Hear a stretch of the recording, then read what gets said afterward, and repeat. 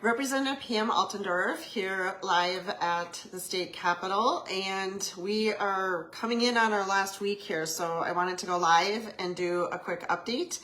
We're spending a lot of time. I'm in my office right now, but I've hardly been in my office. We've been on the House floor most of the time, putting in very, very late nights, as has the Senate as well. And so it's very busy. Just to give everyone a little background, we went through the first 4 months approximately of regular committee work. That's when the bills are coming through. We're hearing them in committees. Then we started passing some of the bills off the floor. Now we're to crunch time. Now we're to the time where it's omnibus bill season. So all the bills coming are very large bills, and they have to be passed by both the House and the Senate. They have to match completely, and then they would go to the governor and he would sign that into law. So where are we at here in Minnesota? Well, we started the session with a record $17.5 billion surplus. That grew to $19 billion when you add in inflation. And this has just really been remarkable. But I think many people, if you would have honest conversations with many people that ran last year, we knew we were coming into this session with this surplus. And what that does is it gives you the ability to make really long-lasting transformational change. So if the Republicans would have been elected, or we were in power here, I believe we would have taken that $17.5 billion surplus and we could have done real tax reform. We could have cut the Social Security tax. We could have funded our nursing homes and, schools, and really helped in areas that in the last 2-3 years, because of inflation, because of these things, we really could have helped our existing, things that we have in the government that we are paying for, that we could have helped get them back up to where they need to be financially and not take and increase more debt. So we could have reduced taxes, spent wisely, and then overall reduced our spending, which would have been a smart thing to do. What the Democrats did is they took a $17.5 billion surplus, and get this, I don't even know if the news has really reported this yet, but now their budgets are coming out. They're pretty much finalized. So the next biennium, the budget is increasing $20 billion. It was a $52 billion budget that we had with the $17.5 billion surplus. And now that's increasing to $72 billion. That is a 38% increase on our spending on our Minnesota budget. 38%. Again, they are coming across with our budget was $52 billion, and now the new one is going to be $72 billion. So why does this matter to the average, taxpayer? Well, when I said we could have made transformational change, we could have reduced taxes, we could have put the money really targeted, really focused to areas that were suffering, help them, build them up. What they did is they grew government. They certainly have an appetite for spending. So we are seeing new departments being created. We are seeing a lot of money going to pet projects, especially with the passing of the clean energy, the 2040 plan. There's a lot of money that is being spent, increased spending all over Minnesota that we've never seen before. So one thing, as we're coming to the end of the session, I have people ask me about the bonding bill. We didn't pass one, I wasn't here, but last session. And that's kind of a sticky subject. A lot of people, it's a really big contentious issue. People want these bonding projects to go through, and rightfully so. Caught up in these bonding projects are some really important things. Representative Harry Niska in his district, there is a certain number of people that can't even drink water out of their faucet because it's been contaminated. Now, if that was a priority for the majority party, that certainly could have been funded this session and put through on a separate bill. You think something that important would have been. But no, that hasn't been. That is caught up in bonding. Now, if we pass a bonding bill, I want to go into this because a lot of people don't understand all this. But a bonding bill where we're borrowing money, I know it's really hard to understand how with a $17.5 billion surplus, we would even have to be talking about borrowing money. But bonding is done two different ways. So if we're doing bonding and we're borrowing money, that has to have called a supermajority vote. And so they can't just pass it, like in the Senate, there's only one extra senator. We have to pass out the supermajority. So they have to get more of the Republicans to buy in. And that just has not happened this session. So they also can do a cash bill. So they can put, these infrastructure projects in a cash bill, and then that's just just pass off the floor. They don't need even a single Republican to vote for that. So let me give you the status of the bonding here. There's two bills that came through the House, and this has actually been a while ago, but they both passed the House. So that means they did get a certain number of Republicans on the House side to pass both the bonding that would borrow money and the cash bonding, which is coming out of cash, out of that surplus. Now, the Senate has been holding that up because they wanted, and again, this is the only place that the Republicans in Minnesota this year have any wiggle room, any negotiations. They need Republican votes. And so the Senate was holding up the bonding and saying, we're not going to sign off on your bonding unless we get tax cuts or we get, more funding for the nursing homes. They have a list. And again, I'm not in those private meetings, but they have priorities that are priorities to us. And we're asking for some of these things. So it seems like there's a battle. Again, I'm not in these meetings, but obviously it's being held up. So there's a battle. They don't want to do the tax cuts. And they certainly have not helped fund nursing homes this session at all. It's very sad. And so that's been held up. Now, what's funny is again, we have to keep on going back.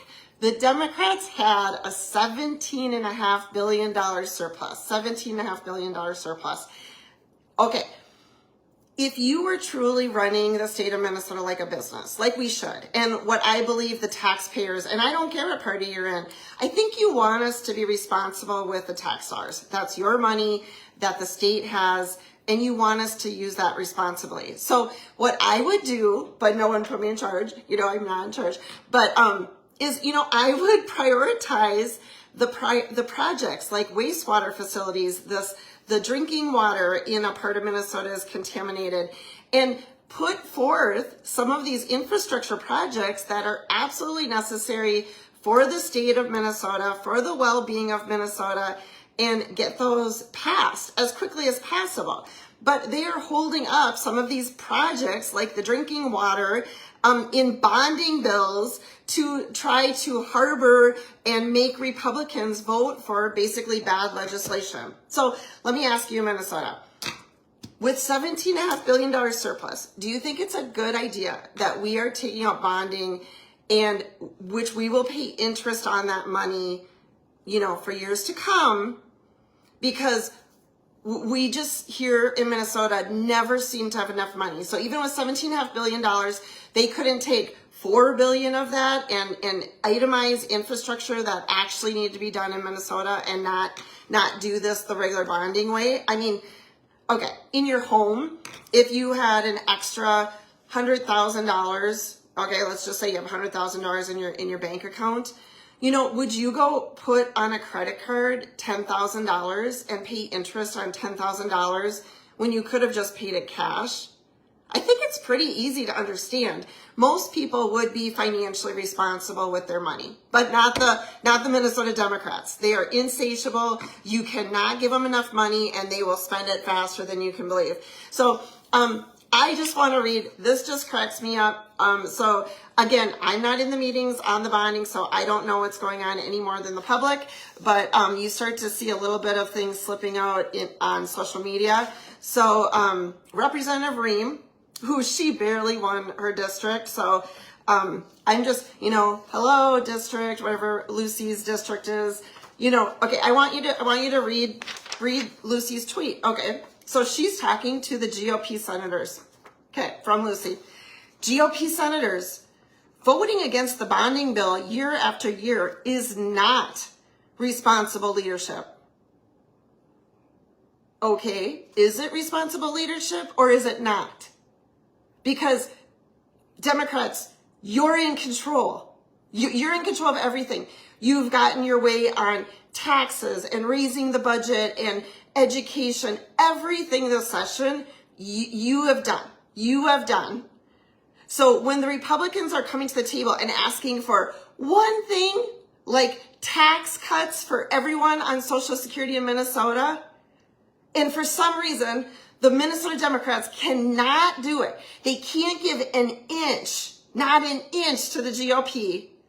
So I'm going to ask you, really, Representative Ream, do you think the GOP senators voting against a bonding bill because you will not give one thing to the Republicans, not one thing?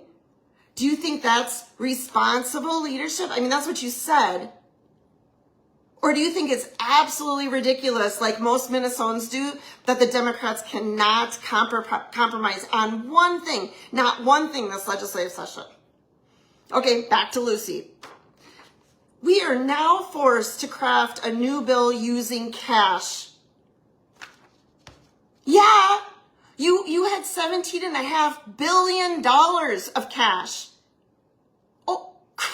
Okay, we're all going to be so sad, Representative Ream, when the state of Minnesota has to use cash for bonding. Okay, back to Lucy.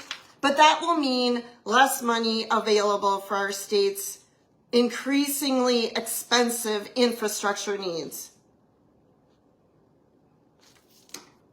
But that will mean, no, this means, you know what this means? When you already burned up the $17.5 billion surplus on all of your pet projects, all this means is that your priorities are showing.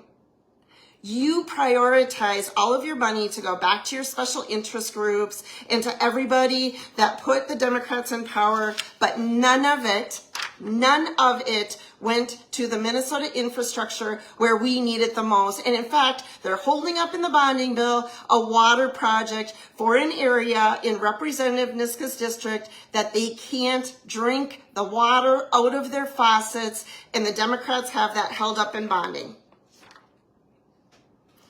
So, Representative Ream, no, I think most Minnesotans are with us. With a $17.5 billion surplus, absolutely, you, the majority party, should have figured out a way to do cash. That's what I think reasonable legislators would do. That's what I think people who are responsible with taxpayers' money would have done. Is they would have figured out a way with $17.5 billion surplus, $17.5 billion to take $4 billion of that and to pay for infrastructure projects without giving a more debt to the Minnesotans. So Lucy ended it and she said, be better. I love that. When the Democrats, when they post on my post, be better, come on, bring it on, Democrats, because we are going to be better. This is so silly, so ridiculous, and they do that because they try to be condescending and to try to get the Republicans to back down. Well, guess what? I'm proud of the Republican senators for standing up and for not accepting the bonding bill. I am proud for the Republican senators who stood strong for the Minnesotans and said, we are insane if we think we need to take out a bonding bill in a year that we had $17.5 billion cash. So thanks everyone. This is just another day at the Capitol. We're gonna wrap it up here, hopefully May 22nd. And the Republicans, we are going to keep on fighting for what's right in Minnesota. And hopefully Minnesota's starting to wake up to how irresponsible this has been with a one-party rule with the Democrats in charge. Bye everyone.